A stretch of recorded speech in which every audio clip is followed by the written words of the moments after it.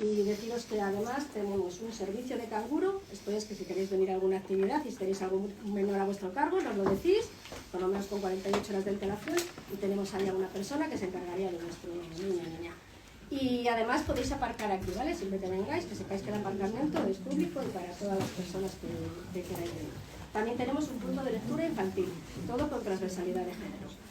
No me quiero entretener más porque es bastante, como digo, más interesante lo que va a contar Ana, pero bueno, que sí que os metáis en la web, os animo a que os metáis, vayáis viendo lo que vamos haciendo, que cada mes vamos cambiando, y ahora que viene marzo, que es un mes bastante potente, pues tenemos muchas actividades, os invitamos a todo lo que queráis venir. Y sin más, pues os dejo con Ana, que no necesita presentación, pero bueno, como ya la van a presentar, pues... Bueno, muchas gracias. Gracias. Hasta luego. ¿Damos comienzo? Bueno, pues hola y buenas tardes a todos y a todas por vuestra presencia en este acto que ha convocado el Foro Feminista de Castilla y León. Damos las gracias como procede, aunque ahora ya se ha ido al Centro Municipal de Igualdad por cedernos el espacio. Y tenemos hoy el gusto de presentar a Ana de Miguel, que es un referente del feminismo y una referencia de la ya histórica cantera de filósofas feministas españolas que cimentara Celia Amorós y Amelia Valcárcel, entre las más señeras, maestras de maestras, que es muy bonito, me encanta esa frase. Lo que es un honor, pero también es una suerte que pretendemos aprovechar hoy al máximo. Hay que aprovechar a Ana, ya que la tenemos aquí. Ana de Miguel es doctora en Filosofía por la Universidad Autónoma de Madrid, profesora titular de Filosofía Moral y Política en la Universidad Rey Juan Carlos de Madrid. En la actualidad coordina el programa de doctorado interuniversitario en estudios interdisciplinares de género. Es directora del curso de Historia de la Teoría Feminista en el Instituto de Investigaciones Feministas de la Universidad Complutense desde enero de 2005, cuando sucedió a Celia Amorós. Ha encabezado recientemente proyectos como Mujer y Nuevas Tecnologías, la informática como camino hacia una tecnología no genérica. Entre sus muchas temáticas se puede destacar por su relevancia y porque lo tengo yo a bien, el trabajo analítico sobre la relación entre feminismo y marxismo a través del estudio de Alejandra Kollontai. La producción de Ana de Miguel es extensa, tanto en lo que se refiere a obras escritas, libros, artículos, colaboraciones, etcétera, como a sus conferencias académicas o de divulgación, intervenciones en coloquios, entrevistas u otras modalidades más que difundidas, por fortuna, en el cibermundo, y que muchas de nosotras hemos podido disfrutar. Y es obligado reseñar esta magnífica labor de difusión de la filosofía feminista por la importancia decisiva que tienen en la sociedad actual los medios de comunicación. No nos vamos a extender en un largo listado de obras que está al alcance de un clic para cualquiera, porque hoy es obligado poner el énfasis en los libros que presenta la autora. Uno es Ética para Celia, que lo tenéis ahí, que yo percibo como una llamada a la empatía humana y al pensamiento crítico, como herramientas para construir la autoconciencia feminista. Descubre Ana de Miguel en este libro las claves para desmontar la doble verdad que ha condicionado históricamente las vidas de las mujeres y que ya nos asfixia. Todo ello y más expresado con pristina claridad. Lectura además divertida, en lo que tiene de desmoche de los padres del pensamiento, permítanme el término. Tengo que confesar que su lectura, como otras más de Ana de Miguel, han contribuido a mi reconciliación con la filosofía en mayúsculas. Tantas veces sentida como un peñazo, todo hay que decirlo, y con malestar indefinido en lo que tenía de verdades absolutas de varones. Gracias, Ana. Sobre la segunda obra hoy presentada, Neoliberalismo sexual, me parece que acierto con los calificativos de fundamental e imprescindible. Imprescindible para el entendimiento de las nuevas trampas que la ofensiva neoliberal trata de imponer a los derechos y libertades de las mujeres y que pretende constituirse en el discurso social dominante. Y dicho todo esto, que yo creo que estás bien presentada, Ana, tienes la palabra.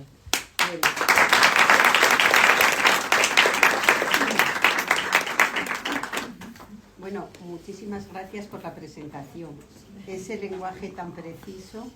A ver, que Valladolid y Castilla en general tiene fama de ser cuna de la lengua, pero de esas expresiones prístinas, no sé cuál es más, que ya... El desmoche. Muchas gracias. Desmoche. El desmoche del neoliberalismo. Es bonito. ¿Desmoche qué significa exactamente? Pues tiene varios sentidos, pero uno de ellos es, me parece, cortar lo de los árboles y desmochar. Desbrozar. Desbrozar. Me parece muy bonito y muy preciso desmochar las cabezas pensantes. Bueno, pues muchísimas es que fue gracias. la sensación que yo tuve. De desmoche, pues fenomenal. Muchas gracias por la presentación, que me ha encantado. Gracias al Fórum de Política Feminista por la invitación, al centro por acogernos. De igualdad. De igualdad. Centro Municipal de la Igualdad. Pues perfecto. Y muchísimas gracias a todas vosotras y a todos vosotros por estar aquí. Bueno, voy a hablar primero, luego hay un coloquio y voy a hacer la reflexión basándome en los dos libros, pero intentando, como siempre, pues comprender el presente, aunque para eso siempre nos tengamos que ir al pasado, siempre. Y bueno, ver si estamos sumidas en la impotencia o si vamos a poder transformar algo. Es lo que, francamente, sabéis que estamos en un momento de unos cambios muy acelerados. Y entonces, bueno, pues venga, voy a comenzar por el libro de Neoliberalismo Sexual. Y verdaderamente que os agradezco que Nina Infante y demás compañeras que me dijerais que hablara de los dos libros finalmente, porque eso me ha hecho darme cuenta, en el sentido de María Zambrano, de amiga, date cuenta, o en un sentido muy filosófico, de que han pasado 10 años desde la publicación del libro. Para mí personalmente es fuerte porque digo, pero estos 10 años casi ni los he visto, ¿qué ha pasado? Pero no, eso es algo personal que no tiene mayor trascendencia, pero 10 años de la publicación de Neoliberalismo Sexual, el mito de la libre elección, pues nos puede llevar a reflexionar un poco en qué momento estaba el feminismo hace 10 años y en qué momento estamos ahora, y cómo en 10 años pueden haber cambiado tanto las cosas para el feminismo. Que el feminismo, voy a comenzar por definirlo un poco, para traer de qué estamos hablando aquí, porque mucha gente pues sabremos lo que es, pero no viene mal recordar de qué estamos hablando. Y luego ya también en la segunda parte recordaremos qué es un ser humano, para ver si de lo que estamos hablando, ¿por qué tiene tanta coherencia? Pues porque somos seres humanos y tenemos una vida que vivir y queremos vivirla de la mejor manera posible. Entonces, tenemos que también recordar quiénes somos. Cada vez que vayamos a hablar de cualquier tema, me da igual que sea de política, no sé, de energía nuclear o de feminismo, tenemos que recordar quiénes somos para ver por qué estamos reflexionando sobre ese tema. Bueno, dicho todo esto, fijaros, hace 10 años, 2015, estamos en 2025, pues en 2015, ¿cuál era la situación del feminismo? Voy a dar un dato, mirad, en 2014, en este país, en España, en 2014, que iba a decir, hablar antes de una definición de feminismo, perdón, que bueno, el feminismo ha sido y es un movimiento social, por un lado, y comenzó siendo un movimiento social a finales del siglo XVIII, o sea que lleva cientos de años tratando de cambiar el rumbo de la humanidad. Comenzó hace más de 200 años como un conjunto de reivindicaciones que las mujeres, ¿cuántas? Las suficientes, ni muchas ni pocas, las suficientes para poder plantarse dentro de la sociedad y presentar un conjunto de reivindicaciones para que fueran cumplidas. Eran reivindicaciones, fijaros, tan sencillas y tan humanas como el derecho al voto, el derecho a la educación, el derecho al trabajo asalariado para disfrutar de para poder mantenerse económicamente y desarrollar con la autonomía económica las otras autonomías, la intelectual, la afectiva, la moral, para pasar a ser seres autónomos. Ese conjunto de reivindicaciones, ¿a quién se las hacían? ¿A la ciudadanía? Bueno, la ciudadanía realmente se las hacían a los hombres. ¿A cuántos? A todos no, a los suficientes también, a los suficientes que tenían el poder para lo que se concedían a ellos, como porque entendían que la vida buena y valiosa requería de tener autonomía económica, de proyectarse en una vida en el espacio público, de tener derechos políticos, de tener el derecho a viajar, a hacer deporte, a todos esos derechos que los hombres se autoconcedían a sí mismos porque entendían que formaba parte de lo que era una vida buena para un ser humano. Curiosamente se los negaban a la mitad de la humanidad. Lo mismo que se querían quedar para ellos, se lo prohibían a sus hermanas, a sus madres, a sus esposas. Es, vamos, algo que píldora amarga, este cáliz amargo hay que beberlo y, o sea, hay que reflexionarlo bien, porque o nos conocemos como humanidad o no vamos a poder cambiar el rumbo de la humanidad si no sabemos bien quiénes somos, nosotras y nuestros compañeros, a los que también hemos traído al mundo todas nosotras. Alguna, no nosotras en concreto, pero alguna nos trajo. Bueno, es que igual está relacionado, no lo sé. Pero el pensamiento lo tiene que pensar todo. Bueno, pues dicho esto, el feminismo comenzó siendo un conjunto de reivindicaciones a los hombres, no a todos, a los suficientes, pero hoy, siglo XXI, 2025, más de 200 años después, hoy el feminismo sigue siendo un movimiento social con sus reivindicaciones, pero es también muy mucho, es una nueva autoconciencia de la humanidad, que eso es lo que desarrollo más en Ética para Celia. Es una autoconciencia nueva de la humanidad. Es hecha por mujeres fundamentalmente, pero por hombres también. Los hombres son siempre bienvenidos al feminismo, a esta nueva autoconciencia que es el pensar qué consecuencias ha tenido para la humanidad el que haya habido esta doble verdad, una para mujeres y otra para hombres. Bueno, lo dejaré para luego, porque es parte de Ética para Celia, que bueno, ahora es como mi libro preferido frente al neoliberalismo, pero no, porque es un libro expresamente hecho ya para que los hombres se pongan en el lugar de las mujeres, cosa que no han hecho a lo largo de toda la historia de la humanidad. Y eso, como pienso que o sucede ese fenómeno o la humanidad va a ir muy regulín-regulán, bueno, ya está yendo muy regulín-regulán, pues por eso se me van las ideas ya pues al último libro que escribí. Pero bueno, pues dicho esto, que el feminismo es un conjunto de reivindicaciones, pero es también una nueva conciencia de quiénes somos los seres humanos, de por qué ha sido la historia de la humanidad como ha sido y sobre todo, y muy importante, de cómo queremos vivir la vida a partir de ahora, de esta nueva autoconciencia, que como toda autoconciencia es de la humanidad entera, aunque la hayamos hecho mayormente las mujeres.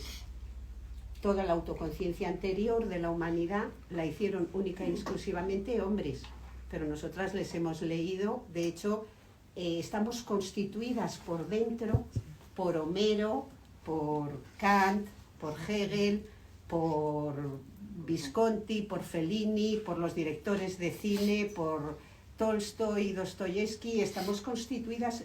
Eso lo tenemos que saber, que la huella que tenemos dentro es la huella de la autoconciencia de los hombres, de quién es el ser humano, cuál es la vida buena y valiosa, por qué debemos levantarnos cada mañana.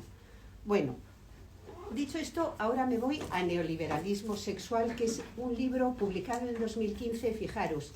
En 2015, ¿cómo estaba el feminismo en este país? Voy a recordar un dato. El feminismo hasta 2015, luego en el coloquio lo comentamos más. A ver, yo por ejemplo, yo empecé a militar en una asamblea de mujeres en Salamanca, esta ciudad que está aquí muy cerca, cuando fui allí a estudiar filosofía. Y bueno, pues sentí esa necesidad y ese impulso, sentí la necesidad, uno personal, bueno, eso, y nunca agradeceré lo suficiente haber ido a aquella asamblea de mujeres porque me cambió la vida para bien, me dio mucha fuerza para comprender que lo que me pasaba a mí, que me atormentaba tanto, igual en los bares, todo tipo de problemas de amor, de sexualidad, de política, pues que todos esos problemas en realidad procedían de la estructura social, muy mucho, procedían de esa enorme desigualdad entre mujeres y hombres, no eran problemas solo míos, sino que eran problemas de toda una colectividad y que ya teóricas como Alejandra Kollontai, de quien tanto aprendí, pues ya le había pasado lo mismo que me estaba pasando a mí. Entonces fue algo de verdaderamente para mí, personalmente, bueno, una suerte, una fortuna. Pero, bueno, pues el feminismo hasta 2015, por poner la fecha de publicación del libro, bueno, pues era algo en lo que muchas mujeres, como las de Fórum de Política Feminista que nos han convocado aquí, pues muchas mujeres creíamos firmemente que el feminismo era una forma de ver la vida que era fundamental para la humanidad entera, que era algo importante, la visión que el feminismo nos da de todo lo que nos rodea. Bueno, entonces ahí estábamos, pero siempre estábamos, si había manifestaciones, si había reivindicaciones, tendríamos a estar que, pues, mujeres, 100% mujeres.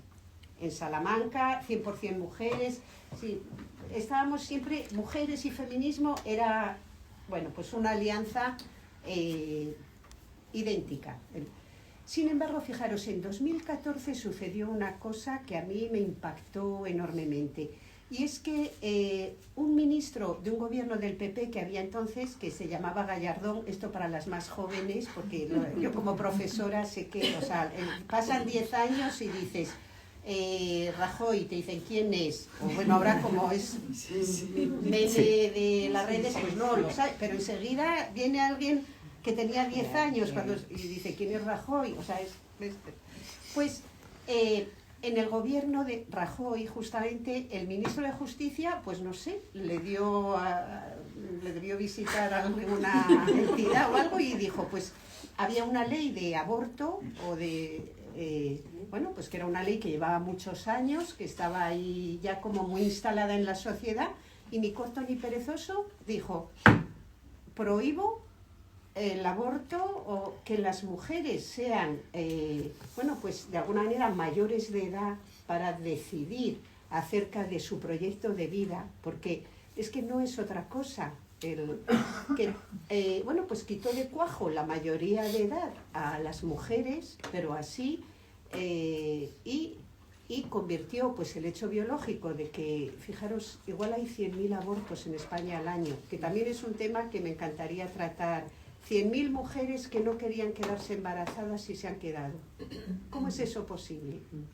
¿Cómo es eso posible hoy? ¿Por qué no pueden decir esta palabrita? No, esto no lo vamos a hacer. ¿Por qué? Porque esto es el camino para quedarse embarazada y no quiero tener un hijo en mí. O sea, ¿cómo es posible 100.000? Y son datos oficiales que seguramente son más, porque hay mucho dato encubierto. Entonces, cuando hablamos del consentimiento o del empoderamiento femenino 2025 y vemos que 100.000 al menos no han podido decir la palabra no, que es tan bonita. A mí me gusta mucho más que la de sí, la verdad, porque un sí te lo acaba arrancando cualquiera y sin embargo tú dices no, esto no. Y pues, bueno, volvemos. Entonces, esa manifestación de 2014 se llamó el Tren de la Libertad. Y salió además, estaban unas mujeres en Gijón, bueno, las comadres de Gijón, una asociación, pues como el Fórum, cenando en Navidad y diciendo, esto es que no es posible, nos retrotrae atrás, nos quita la mayoría de edad, de cuajo, nos convierte en niñas grandes que no saben lo que hacen y tienen que ser legisladas por su propio bien. No. Entonces dijeron, pues vamos a hacer un tren y vamos a Madrid y leemos un manifiesto allí. Dijeron, pues venga. Y convocaron lo que se acabó llamando el Tren de la Libertad.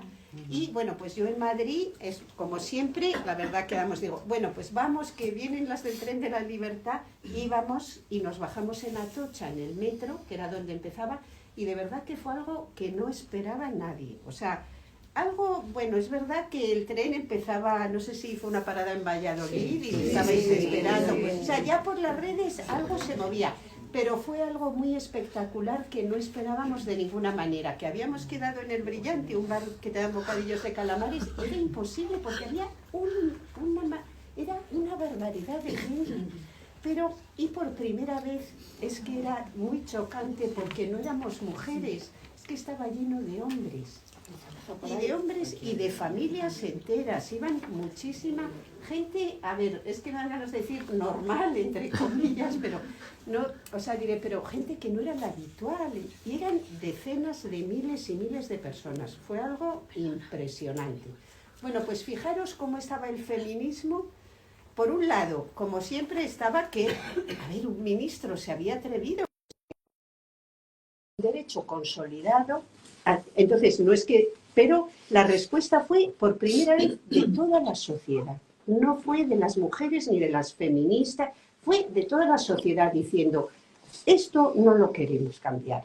Bueno, finalmente aquel ministro sería cesado o dimitiría, en fin, fue algo notable. Pero entonces vemos que ahí la sociedad nos quería acompañar, había una autoconciencia de el feminismo no es solo el feminismo, es parte de nuestro proyecto de vida, de sociedad y de humanidad. Bueno, pues estupendo. Bueno, pues el libro yo lo publiqué un año después, a ver, no por... ¿Y qué sucede? Bueno, dejadme que diga otra cosa. En 2015, vale, pero en 2016 y 2017 sucedió a nivel internacional lo que fue el Me Too para las más jóvenes, igual que fue también algo realmente sorprendente, que mujeres, vamos a decir, muy empoderadas del mundo de Hollywood, grandes actrices, personas a las que tú les supones que tienen, que hacen lo que quieren, que sus elecciones son libres, que, bueno, pues una cantidad de mujeres que comenzó con mujeres o famosas de alguna manera, es decir, mujeres que con dinero, con una carrera profesional, que empezaron a decir de forma pública que habían sido sujetos, bueno, se dice objetos, sujetos de abusos sexuales, que muy ligado a Hollywood, es decir, al mundo de la creación, porque decimos Hollywood y no, es el mundo de la creación. Hollywood es el mundo que confecciona nuestros sueños, el mundo que hace películas, que hace que salgamos del cine, bueno, pues que nos despierta muchos sueños o nos evoca cómo puede ser la vida buena, o nos da fuerza, o nos hace ver los problemas de personas en otro lado del universo. En fin, es algo muy importante el mundo de la creación. Y el cine y las series son el mundo de la creación que recibes primero cuando eres más pequeña y todavía no lees filosofía. Es el mundo de los cuentos, las películas, el que va determinando tus sueños y te ayuda a tenerlos. O sea, que es importantísimo para el sentido de la vida. Y, bueno, pues estas mujeres que imaginábamos que tenían poder suficiente para decir esta palabra de antes, no, o no me voy de aquí, pero esto, pues que habían experimentado algo que, bueno, yo creo que todas conocemos de una u otra manera, que es el impacto de una relación de poder, de alguna manera, que puede ser, si es a través de tu jefe o el empresario o el productor del que depende tu carrera, o que o de alguien que te aborda por una esquina por la noche, o en el cine a oscuras, o en el ascensor, o alguien en que la situación, desde luego, es de todo menos de igualdad. Porque te aborda una igual en el ascensor y vamos, después del impacto dices, pero ¿tú qué estás haciendo? Pero cuando es entre mujeres y hombres y las situaciones de acoso y abuso sexual, yo sé que puede no ser fácil entenderlo a priori, pero se produce una situación que cada una la encara de una manera, pero en la que es es muy difícil decir, tú tenías que haber hecho esto en esa situación. Justamente el Me Too lo que dice es, fue esta la situación, y todas las que empezaron a decir Me Too, en inglés significa a mí también me ha pasado, bueno, pues desencadenó en todo el mundo, es que era igual Corea del Sur que España, que o sea, millones de mujeres diciendo a mí me ha pasado lo mismo o a mí me pasó esto.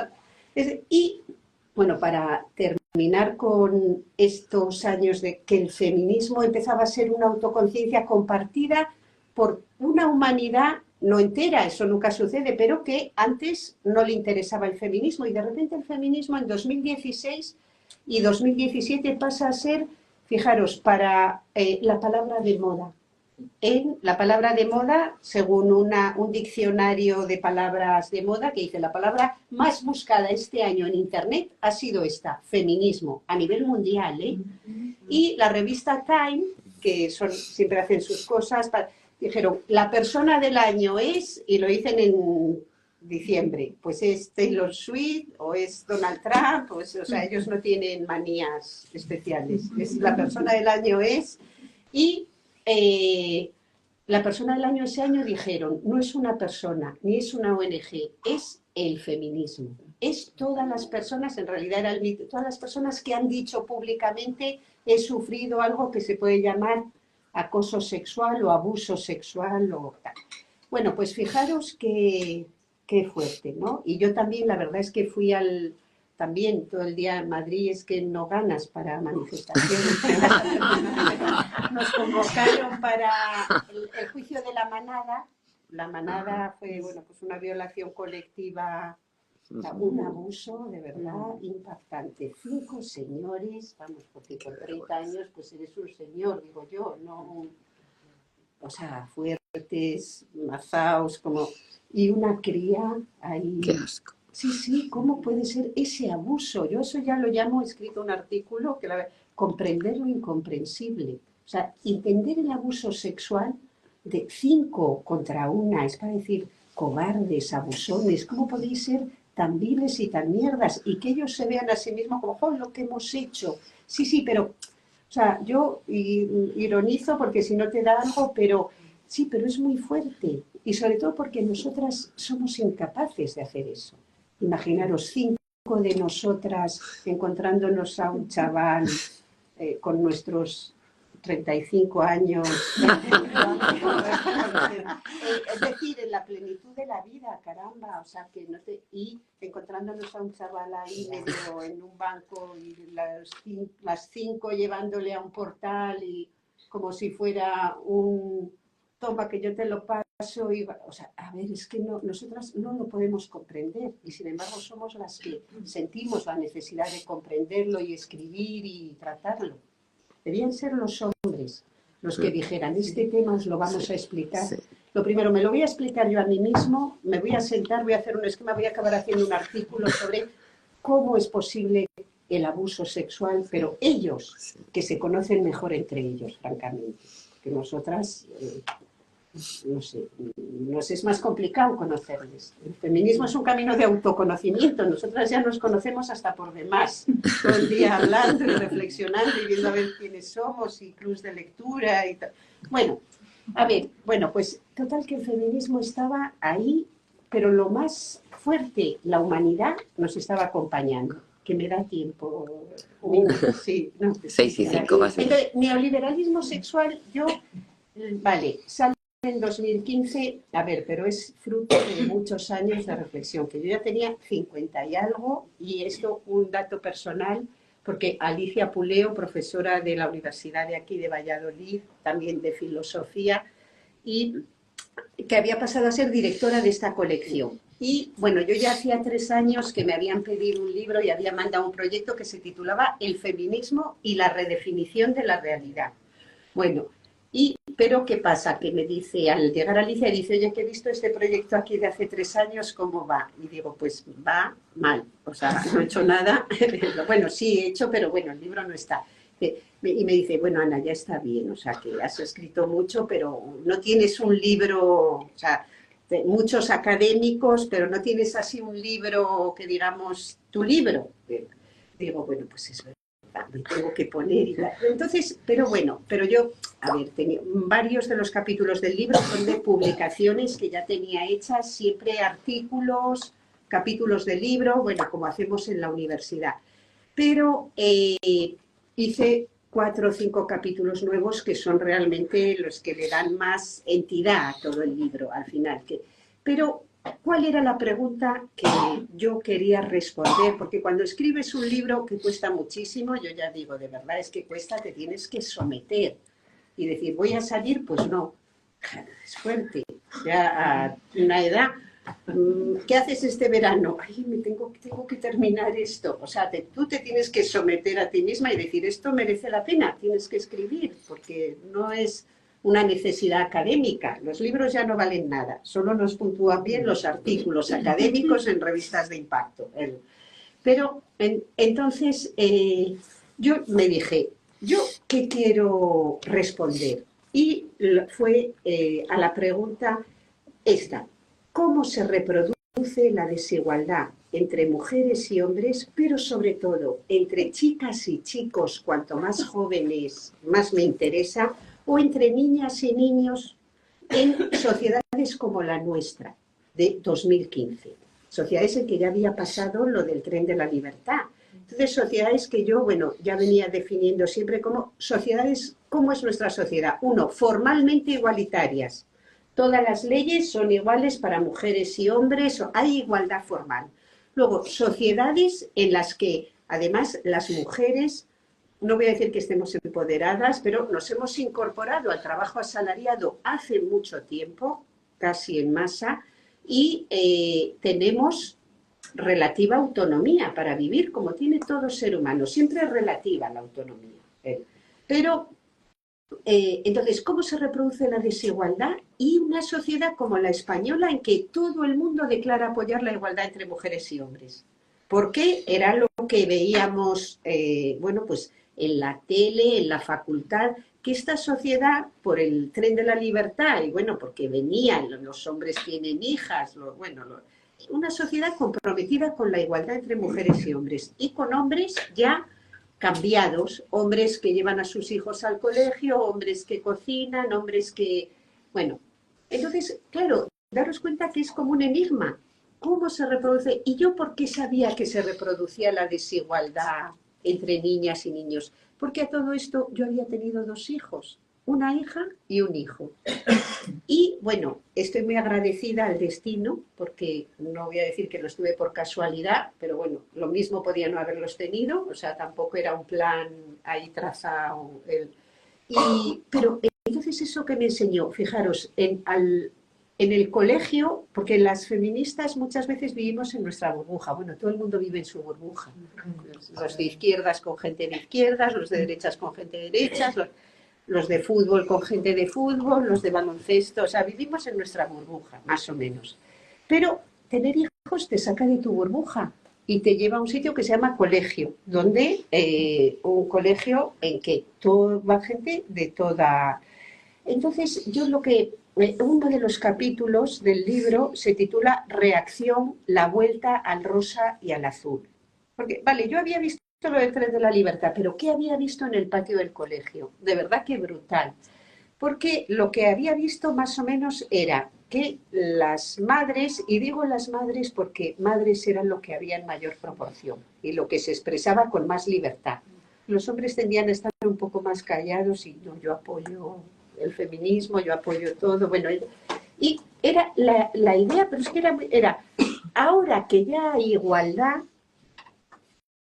a tomar por el saco todo lo del juguete igualitario, a tomar por el saco lo de aquello que viví yo más joven, que era no regalemos juguetes violentos. Se había puesto de moda, os hablo de 1999-2004, que es cuando yo tengo mis 2 hijos. Bueno, pues es que era algo impresionante. Yo que cuando tenía 30 años o así era, no regales juguetes sexistas, no regales juguetes belicistas. Bueno, pues todo eso había cambiado completamente. El rosa y el azul reinaba, como ya había igualdad, esa era la excusa de, bueno, mujer, antes no. O sea, antes surgieron una nueva generación de muñecas que, os digo, Barbie a su lado, es una feminista radical, pero radical porque había Barbie, eso, enfermera. Bueno, luego lo hemos visto en la película de Barbie, que no sé la, pero eso, Barbie ingeniera, Barbie jefe de obras, Barbie astronauta, Barbie, o sea, Barbie es...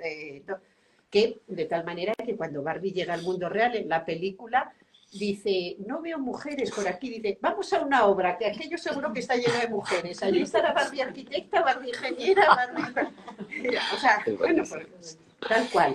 Bueno, pues no, fueron las Bratz y luego otra, no sé si os acordaréis, no, llegaban unas muñecas sexualizadas. Es que la palabra sexualizadas no hace justicia. Yo tenía que recuperar unas Bratz y traerlas aquí. Unos pechos brutales, unos labios brutales, unas cinturas inexistentes, unos...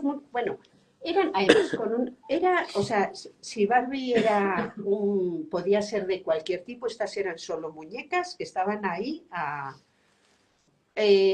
digo, bueno, esto no es normal, digo, aquí ha cambiado algo. Entonces yo decía, pero había que hacer el regalo común de las madres, ¿no? ¿Quién hace el regalo común? Yo siempre...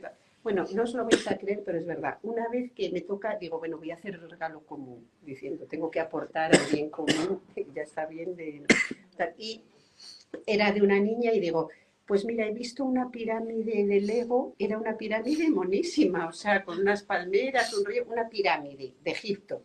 Que era, y bueno, me miró desde los 15 centímetros que me llevaban y me dijo, pero Alba es una niña. Digo, sí, Alba, o sea, si la he visto yo, la que va a clase. Y me dice, pero es que, es que no, o sea, creedme, que escribí todo el capítulo determinada, digo, me dijo, Alba es una niña, argumento primero, y segundo, es una cursi. Digo, encima vi que se hablaba de las niñas con un desprecio. Digo, ¿cómo que es una cursi? Si yo la he visto pegando un mordisco a un niño como tú, un hermano, y la vi pegando un mordisco.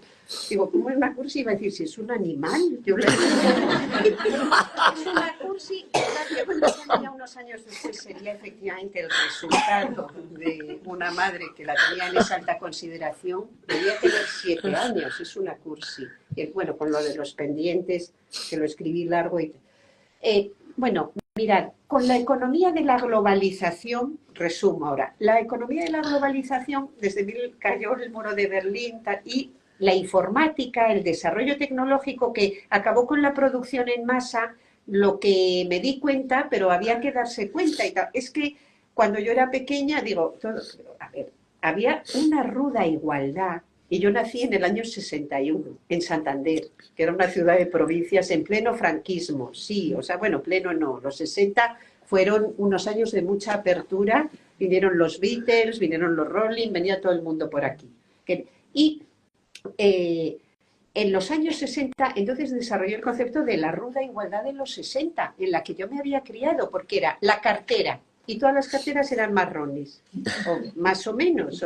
Era, bueno, los babis es verdad que los había rosas y azules, pero quitando los babis, todo lo demás prácticamente, un patinete era un patinete, una bici era una bici, una goma de borrar era una goma de borrar, un sacapuntas era un sacapuntas. Bueno, y no digo más porque puedo ser toda la Incluso los libros eran los mismos. ¿Qué veíamos en la tele? Todos lo mismo. En Santander menos, que solo teníamos una cadena, pero todos veíamos las mismas películas, los mismos antena infantil, es decir, nuestros sueños, lo que era bueno y valioso, eran lo mismo para niños que para niñas. Pero la goma de borrar, eso era, tienes una goma, toma. Ahora, ¿qué había en el colegio? Gomas para niñas y gomas para niños. Claro, es que la producción ya no era en masa, era... Entonces, las de las niñas llevaban una princesa Disney y las de los niños son pirata. Es que hasta ya cuando vi que en el Corte Inglés fui a que me envolvieran el regalo común. Y igual era, y me dicen, ¿qué es? Para un libro. Envuélvemelo, por favor, para regalo. ¿Es para un niño o para una niña? Digo, ya usted, por toda la educación, le importa mucho saberlo. Me dice, no, ni nada.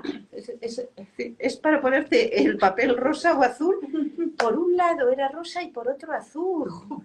No, pero esto es todo cierto. Entonces, ¿qué pasa? Digo, o sea, vale, con el eslogan de ahora que ya hay igualdad, ya todo da igual, ya puedes volver al sexismo más brutal, bueno, por no hablaros ya no me da tiempo a hablaros de las Nerf, de las nuevas pistolas, ametralladoras que se regalaban a los niños. Bueno, yo os digo, también la diferencia, mi hija es su cumpleaños, le regalan, bueno, intentan que no sea sexista los regalos, porque eran, ¿vale? Pero bueno, pero con mi hijo, en 5 años y medio había cambiado tanto la sociedad que los regalos que le hicieron tuvimos que vetárselos. No yo, que soy más liberal, pero su padre dijo, esto no se lo podemos dar, porque eran todo monstruos, armas, máquinas de alguna manera, robots de matar, o sea, todo ya era unas cosas para niñas y otras para niños. Se había acabado aquel mundo de la ruda igualdad, el lenguaje no sexista, el mundo había girado, porque la frase era, como ya hay igualdad, ya podemos hacer lo que queramos todo el mundo, que ya nada importa. Bueno, eso fue tremendo, de verdad.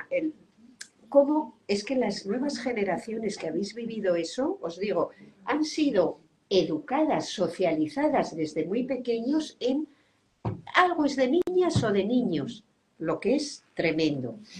Pues esa es una parte muy importante de neoliberalismo sexual, educar como luego el mito de la libre elección, o sea, como tú a las niñas las vas conformando de una manera y luego cuando tienen 6 o 7 años encima dices, es que es una cursi. Digo, pero si lo has hecho tú así. Pero no, yo no he sido, que en casa creemos en la igualdad. Bueno, esa contradicción enorme de no ver lo que estamos haciendo es muy parte de lo que es el mito de la libre elección, porque nuestras elecciones, he de decir que otro momento para mí, cumbre de mi existencia, fue un día que estaba en clase y me tocaba dar en Derecho, he dado en la Facultad de Derecho, y vi a mis alumnas todas y digo, anda, pero sí, estoy viendo algo que también no he visto nunca, con el pelo largo todas hasta la cintura, todos el pelo, además era lo de las planchas, que antes no existían y pasaron a existir. Entonces sí que les pregunté, digo, perdona, pero ¿no lleváis todas el pelo igual? Todas demasiado liso, pero no es incómodo. Bueno, empezamos a hablar y todas me digo, pero no, es comodísimo. Todas, digo, pero, o sea, todas es su libre elección, pero todas van exactamente igual. Aquí hay una falta de conciencia que no puede ser.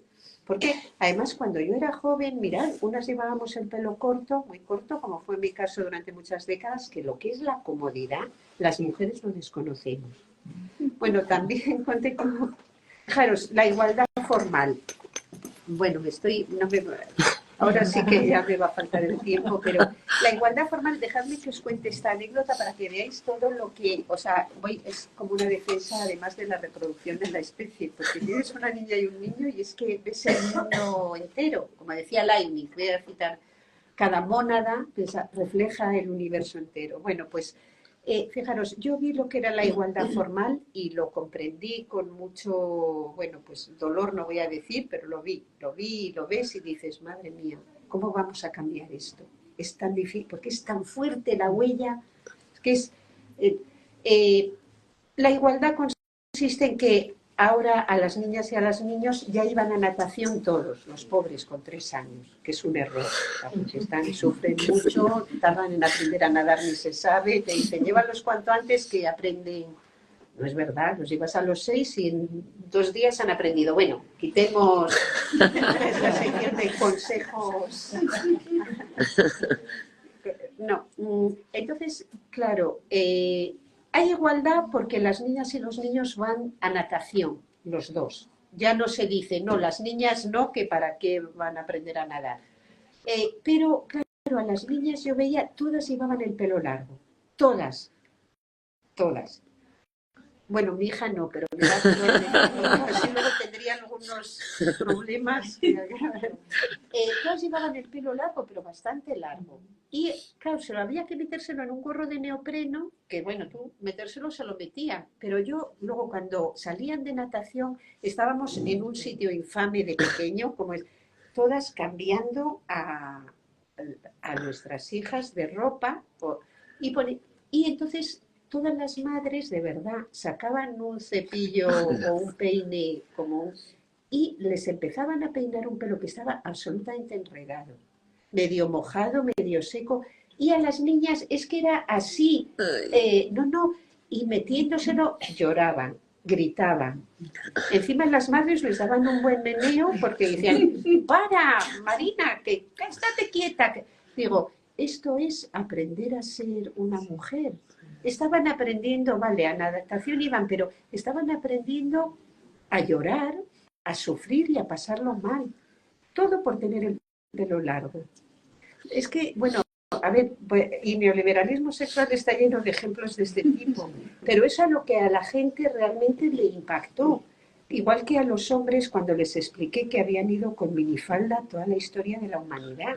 Cuando los hombres te dicen, ¿cómo vamos a ir con minifalda? Digo, mira, todos los legionarios romanos.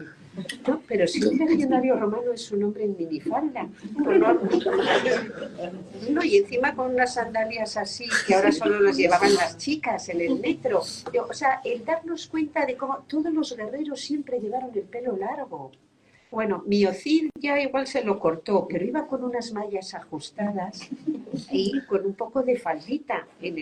Todos los guerreros a lo largo de la historia de la humanidad han tendido a llevar el pelo largo y de hecho, bueno, cuando les quisieron cortar a los marineros el pelo largo, hubo un motín en España en el siglo XIX, porque decían que cuando caían al agua cogerle de los pelos era más fácil. Ellos...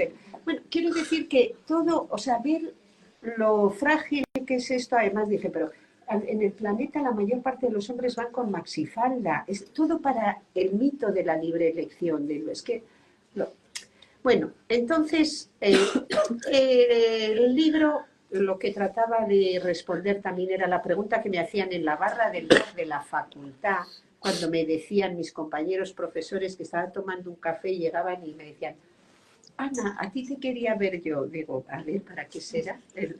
Y era siempre que han matado a otra mujer ayer, pero ¿cómo es posible ahora que ya hay igualdad?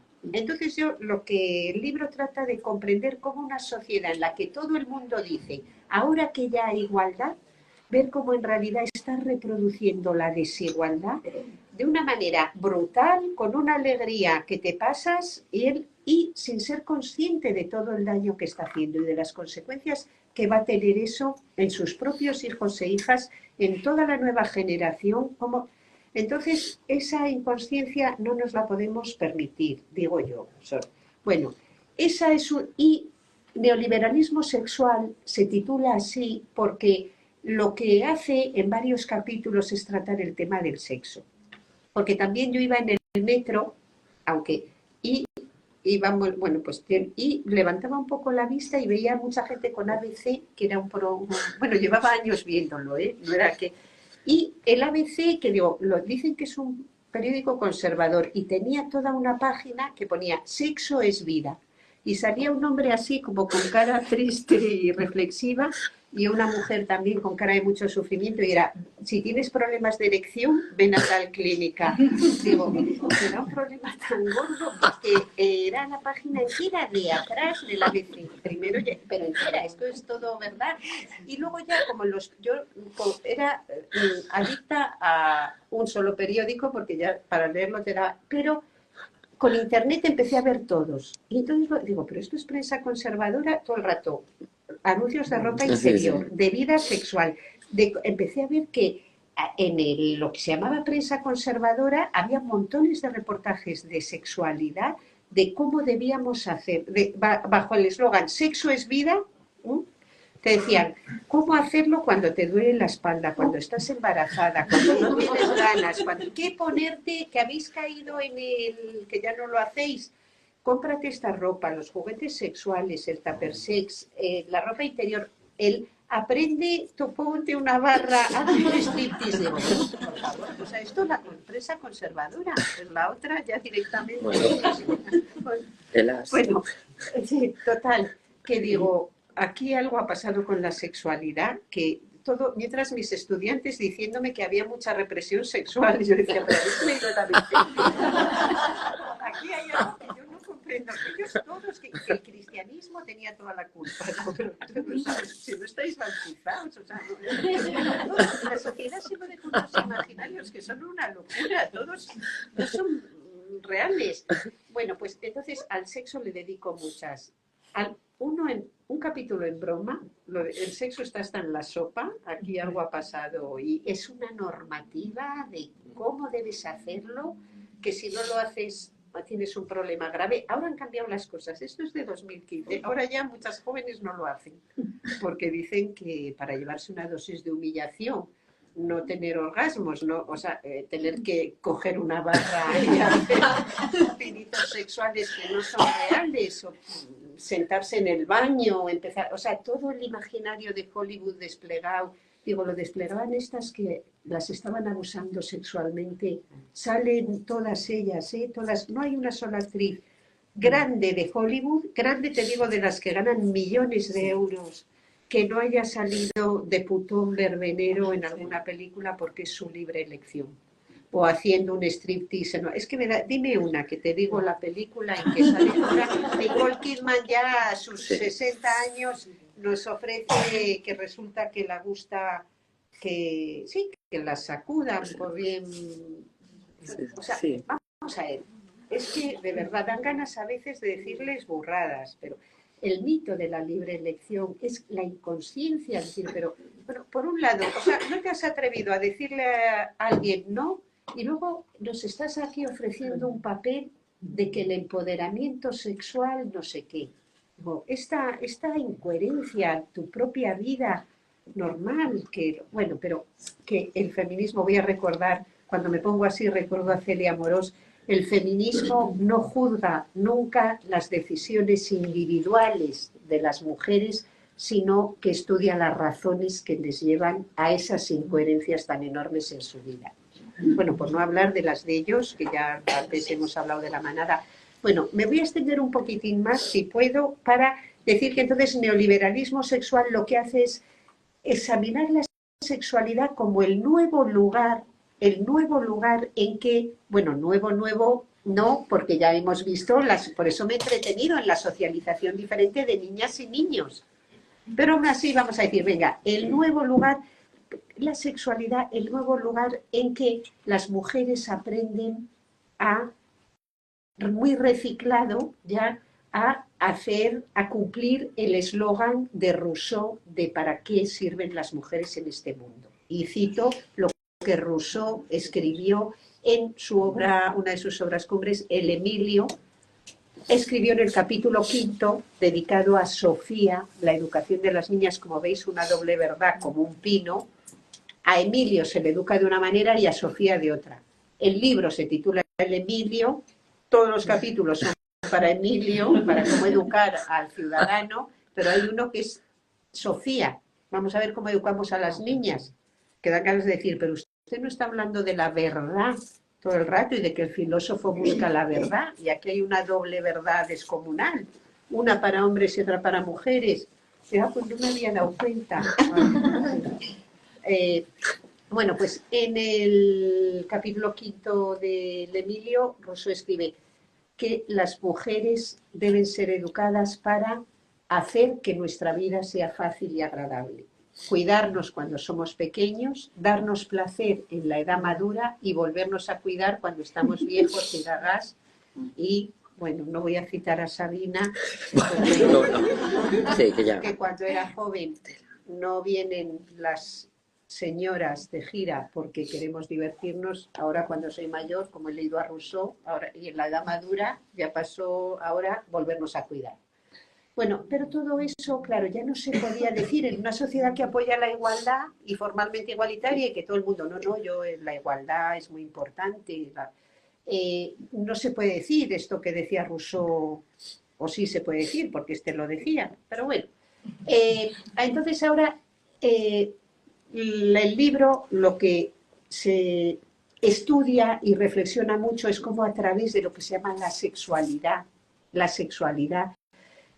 a las chicas se las invitaba a esto. Estás aquí para hacer que su vida sexual sea fácil y agradable. Haz el striptease, te vamos a decir cómo tienes que vestir, cómo tienes que... Es tu responsabilidad que la vida sexual, el análisis de la pornografía y muy mucho de la prostitución, a la que hay un capítulo entero, que es la prostitución de mujeres, una escuela de desigualdad humana, en que, bueno, desarrollo todas esas ideas. Ese ya le había publicado en 2012, como un artículo del que la verdad estoy... Bueno, pues siento que mi vida quedó justificada porque estuve como 10 años, soy profesora de filosofía moral. Los filósofos de filosofía moral siempre nos dijeron a callar de sexualidad, la moral no tiene que entrar en la sexualidad. Si tú como filósofa, decir para ellos la palabra filósofa se les atraganta, no que la hayan dicho jamás, fíjate. Como profesora de filosofía, si acaso. Si pretendes llevar la filosofía moral, es una parte de la filosofía, a la sexualidad, diremos que eres una neomonja, una puritana, que vas con moralina, todo de verdad una opresión, ellos que tienen el poder de decir quién es guay y quién es una neomonja, virgen furiosa, una señora insignificante que...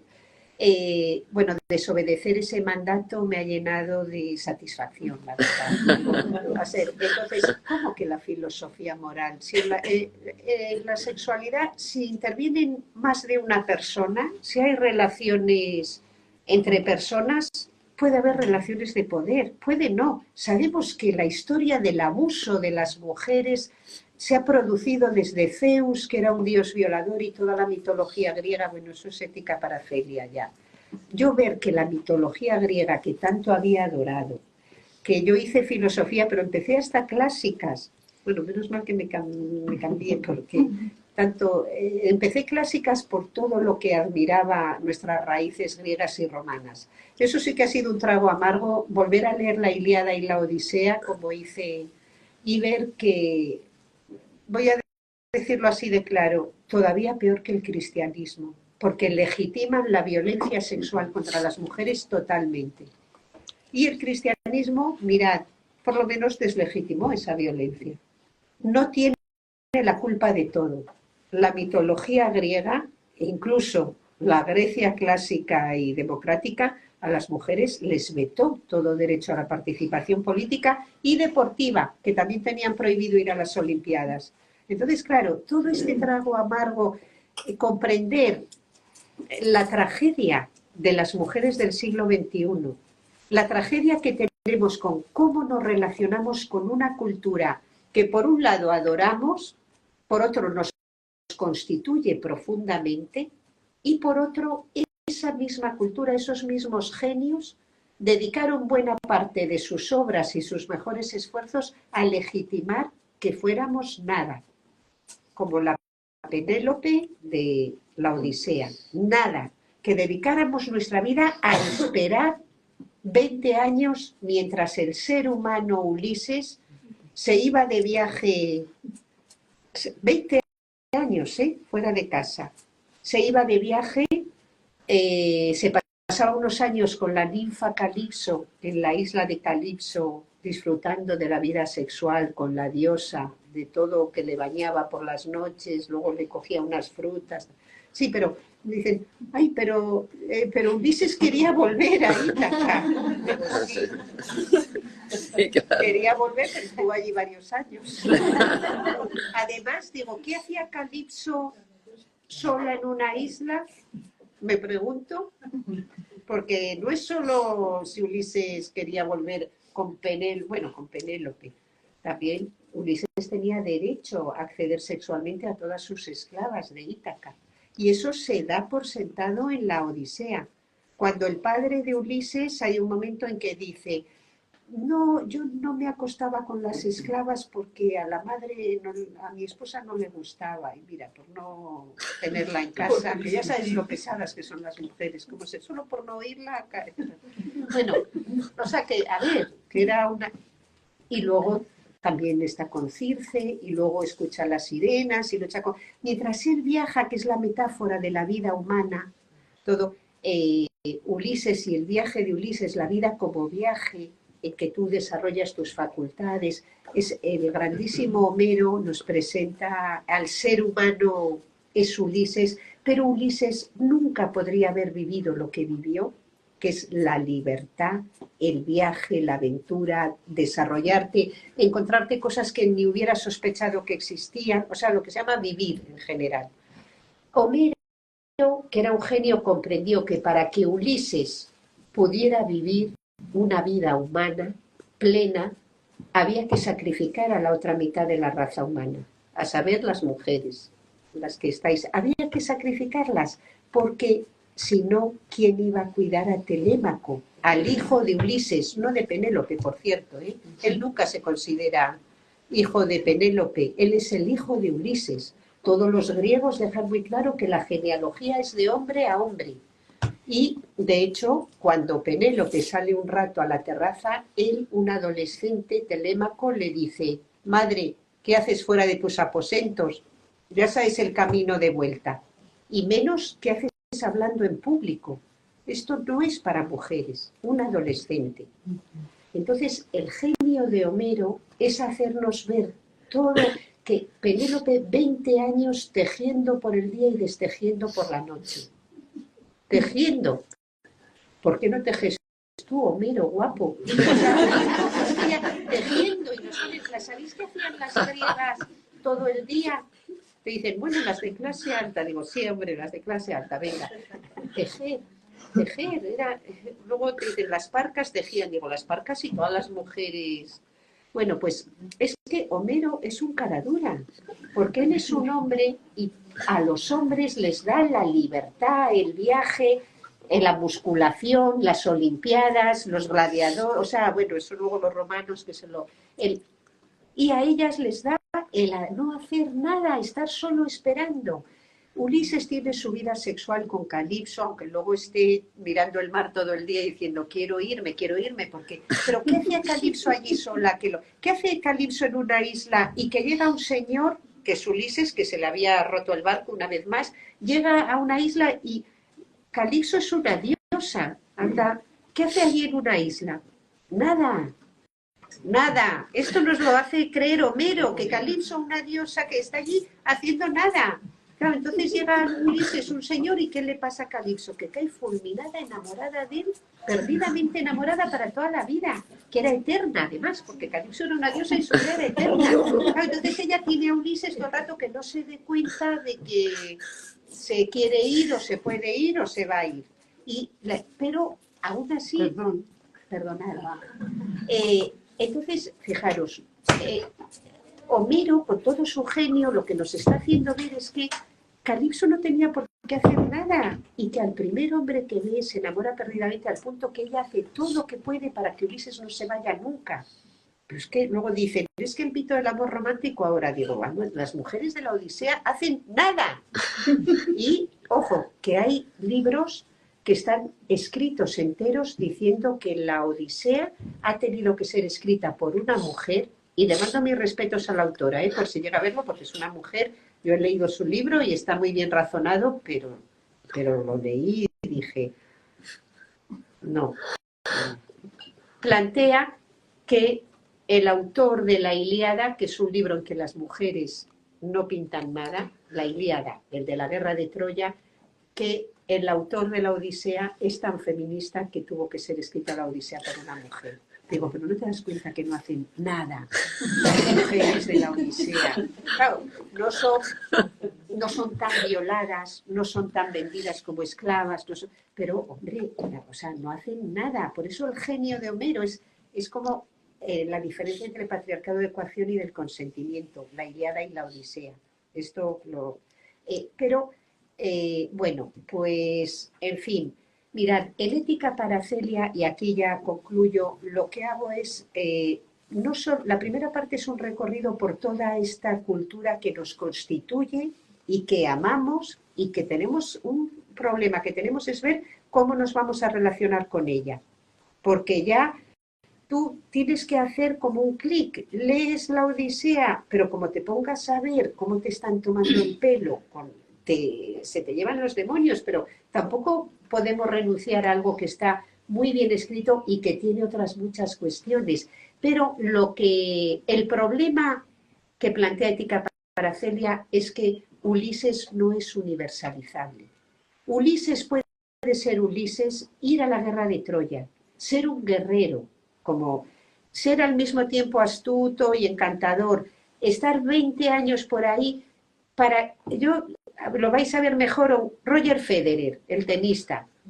Esa revés que tiene Federer, solo así, y haber sido el número 1 del tenis, dejarnos unos partidos de una emoción, claro, porque entrenando toda la vida en la tensión de ser el número 1, y teniendo 4 hijos mientras era ese número 1.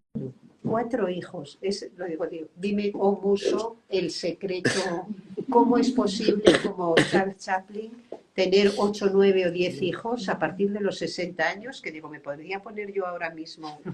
Eso es lo que hizo, con una de 18, a empezar a tener 8 o 9 polluelos. Una vida.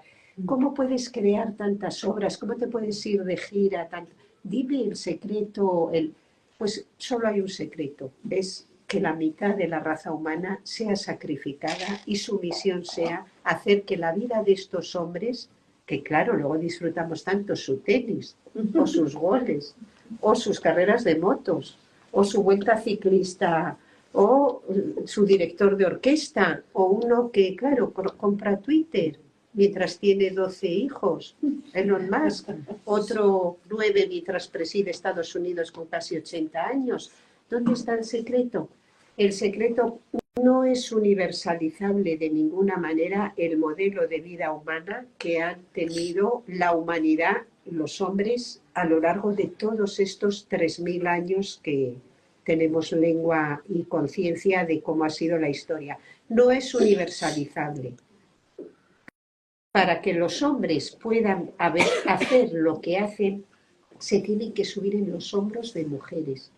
Para llegar más alto, más lejos, más fuerte, para pintar la Capilla Sistina, se tienen que levantar en hombros de mujeres. No solo, se levantan en hombros de más gente, pero de mujeres sin duda. Y por eso las chicas de los países como el nuestro, más formalmente igualitarios, en que tenéis más autonomía, este problema es el que tenéis ahora, chicas y chicos. ¿Por qué ellos quieren seguir siendo Ulises? ¿Cómo dejar de ser Ulises? Si Ulises es ser humano, es salir a viajar, pero ellas ya no, aunque quisieran, ya no pueden ser Penélopes. Que querer alguna quiere y dice por internet, no, si yo quiero, me presto a ser Penélope. Pero ya veréis cómo no va a poder hacerlo, no va a poder ser. Hay viajes que ya hemos hecho y no hay vuelta. Bueno, muchas gracias por la atención.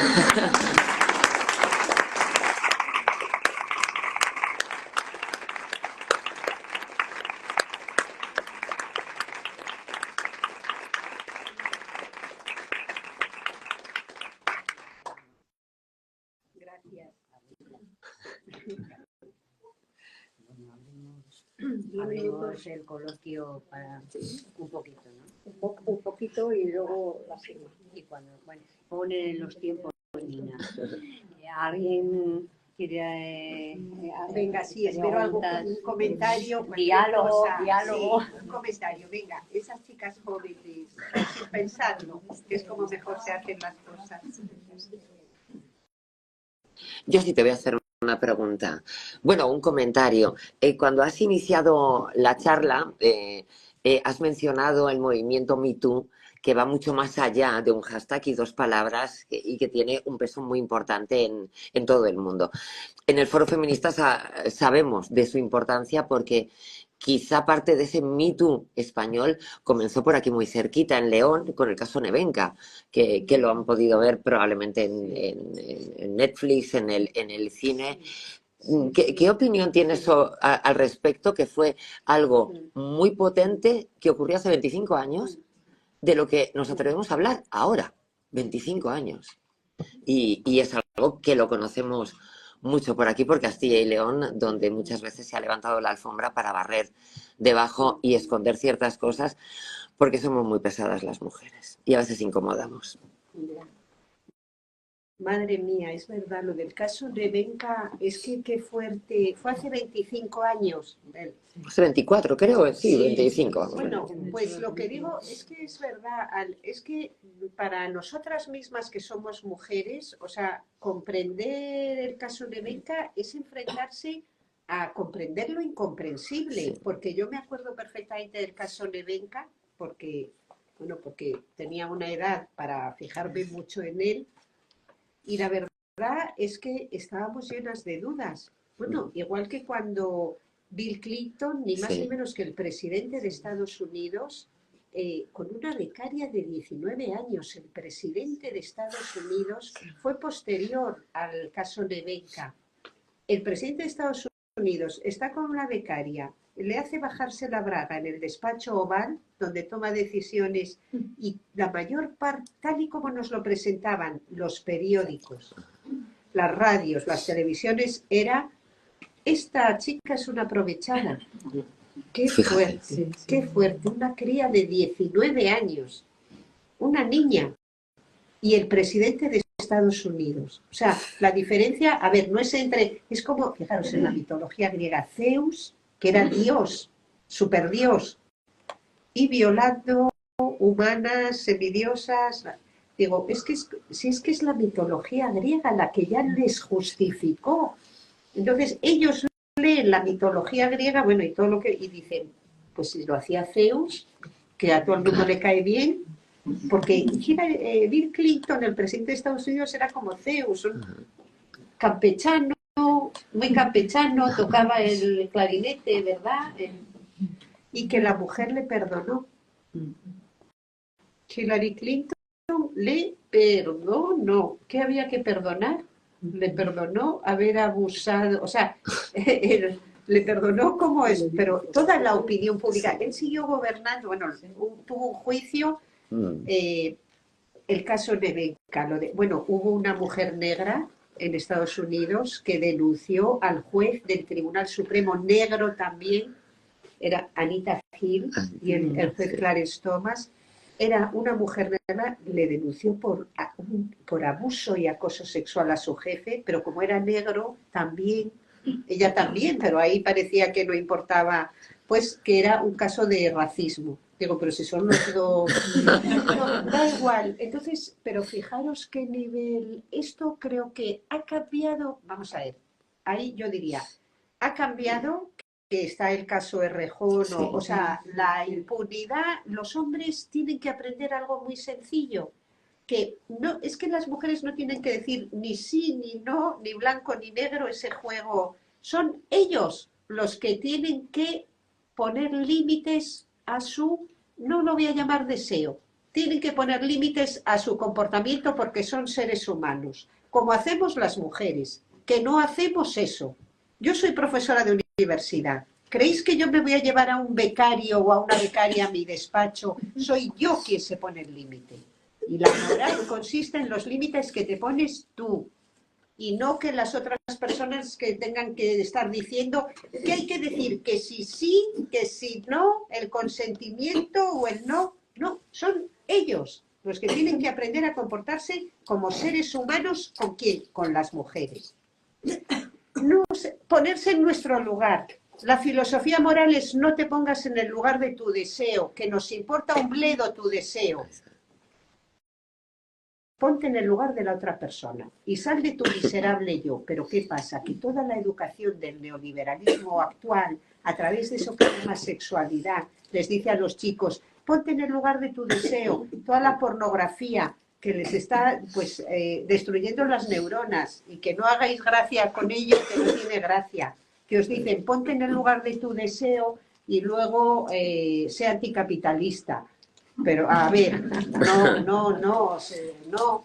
Ponerse en el lugar de tu deseo al final es un neoliberalismo brutal. Ponte en el lugar de la otra persona y además aprenderás a ser feliz y a menos problemas de salud mental. No os encerréis en vuestro yo, que es un encierro, es una jaula el yo. Sal de tu lugar, piensa en los demás, ponte en el lugar de los demás y encima serás feliz algún día. Porque el ser humano se tiene que trascender, que para eso somos de filosofía. Bueno, y ahora os voy a decir una cosa, que es que ética para Celia. ¿Alguna de vosotras ha pensado que es, y de vosotros, que es una ética para chicas? No. ¿Seguro? Decidme la verdad. No, porque alguien decía una ética para... No. Aprender a ponerse en el lugar de las mujeres. Hay un libro que se titula Ética para Amador. Sí, que entró en todos los institutos. ¿Alguien pensó aquí que era un libro para chicos? No, pensasteis que era para seres humanos. Pues este libro se titula Ética para Celia, para mostrar a la sociedad que cuando ven Ética para Celia no se les ocurre que es para seres humanos. Piensan, un libro para chicas. Dan ganas de decir, iros a la mierda. No, os lo digo, no puede ser que las mujeres sigamos sin representar al ser humano neutral. Solo representamos a mujeres. Ética para Celia, para chicas. No, es que yo tengo un hijo, qué pena. Estamos igual que la Ilíada y la Odisea. No representamos al ser humano neutral. Y ellos sí. No, ya. Es verdad. Claro, somos solo mujeres. Las mujeres, entonces, no somos seres humanos, está claro, somos solo mujeres. Y ellos son incapaces de ser varones, son seres humanos. Neutrales, representan como en la Declaración de Derechos del Hombre y del Ciudadano. Nosotros, el pueblo reunido, y eran solo hombres. Pero representan al pueblo entero. Ya está bien. Sí, pero, y esto quedará para otra parte, para otras sesiones. Parecía que íbamos hacia arriba, ¿y qué pasa ahora? Para terminar, pues que ahora el feminismo está en sus momentos más bajos. En las redes, sí. A colación de eso, yo tengo dos hijos, uno de 16 y otro de 21. Y en el instituto han tenido charlas en este sentido, de feminismo, de tal. Y algo se ha hecho mal, hemos hecho mal, porque salen empresariados, o sea, salen como otra vez de esto, Sí. otra vez tal, Sí, no, sí. no hemos acertado a transmitirle esto a los chicos, chicas, pero a los chicos no les cala. Y me sorprende y me duele porque lo dicen y... Es así, estamos en ese momento, estamos en un momento de reacción. Hace 10 años en los institutos las chicas decían, esto es machista, y ellos decían, bueno, pues no será. Y ahora en las aulas, bueno, nos lo cuentan todas las compañeras que van por los institutos. Es que yo el otro día, una compañera de la universidad, una catedrática de Filosofía del Derecho, bueno, Cristina Hermida, de hecho, me dijo, Ana, por primera vez en todo lo que llevo, no vamos a dar ninguna charla de mutilación genital femenina, que estamos porque nos han dicho en todos los centros que no interesa. Sí, bueno, pues hay que ver el momento, pero no hemos hecho mal. Nosotras en concreto, yo te digo que yo mal no he hecho nada. No, es que este libro está fenomenal. No, es así, está muy, muy bien. Y es para ellos y para ellas, es para seres humanos. Sí, no, que no te voy, si no es solo que, eso que hemos hecho mal, nosotras nada. Pero tal vez la palabra feminismo ha sido sobada continuamente por muchas personas que sí lo han hecho mal, muy mal, que han llamado a lo que les ha dado la gana llamar feminismo. El feminismo es una tradición de pensamiento, de acción que tiene los ciclos de vida. Eso es el feminismo. Hace años, y yo lo trato, leí por una influencia en una escuela magnífica por que oí en 2013 2013 llegaba muy famosa, llegaba a sitios, tenía miles de personas aquí, el feminismo fue y el neoliberalismo no hay españoles y de feminismos, pero el feminismo ha sido utilizado por gente que lo que quería era sacar rédito. Cuando vio lo del tren de la libertad, mucha gente dijo, anda, aquí hay un tema, hay tanta gente, pues el feminismo vende, pues vamos a liderar el feminismo. No, el feminismo efectivamente ha tenido el problema de estar de moda. Y ese problema y ha sufrido una valoración y una utilización que son una vergüenza para mí. A mí me da vergüenza y me da mucha rabia también. He abierto revistas de moda y he visto revistas de moda que salvaje, o sea, unos modelos inalcanzables, una ropa carísima, y he leído la palabra feminismo más veces que en un libro de feminismo, en esa revista de moda. ¿Cómo es esto posible? La moda Chanel hizo un desfile de modelos delgadas, de estas que sientes que las empujas y se caen, que llevaban carteles de soy feminista, viva el feminismo. Esto por ponerte un ejemplo. Si Chanel hizo un desfile, si una que dice que es feminista lleva un bolso con un pene de oro agarrándolo, y si está restregándose por una barra y te dice que eso es el feminismo, pues...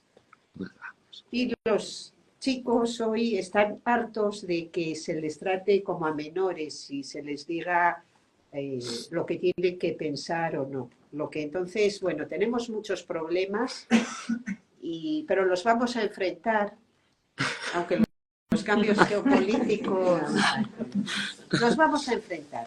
Es nuestra vida y vamos a hacer con ella lo que queramos, pero pensar antes de actuar. Tú diles tú a tus hijos que piensen antes de actuar y que no lean la Ilíada y la Odisea, sino reflexionar críticamente sobre ella. Llévales el libro, lo vas a leer solo tú, pero tú vas a saber a leerlo porque ellos piensan como piensan. Pido la palabra. Ahora tenemos el libro que lo puede firmar ella, porque vamos a usar unos minutines, porque sabéis que el centro se cierra a las 7, pero vamos a estar algún minuto más, con perdón. Pero también quiero decir que, además de firmar... me levanto un poco, pero por las piernas. Sí, pues también os voy a invitar al día 9 de abril, que va a venir Rosa Cobo, también para hablar del consentimiento, de su libro La ficción del consentimiento sexual. Lo digo también para que vayáis poniendo, lo veréis en las redes, pero bueno, ya lo voy diciendo. Si alguna queréis saber de qué vamos, pues aquí tenemos unos folleticos, por si alguien quiere y tiene interés en qué es lo que hacemos o pretendemos hacer, por lo menos. Y ahora ya sí, le damos un aplauso grande y firmamos los libros.